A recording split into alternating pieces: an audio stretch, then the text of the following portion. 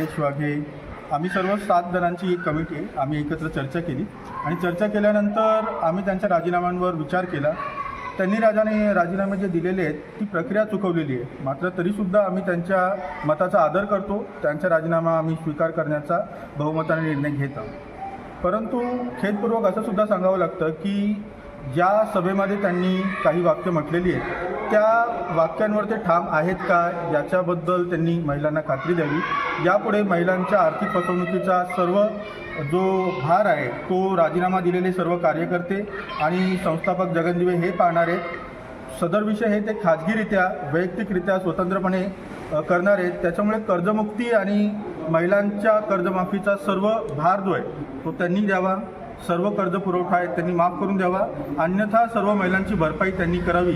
अशा पद्धतीची मागणी आम्ही माननीय पोलीस निरीक्षक जे या संबंधित चौकशी करत आहेत यांच्याकडे करत आहोत.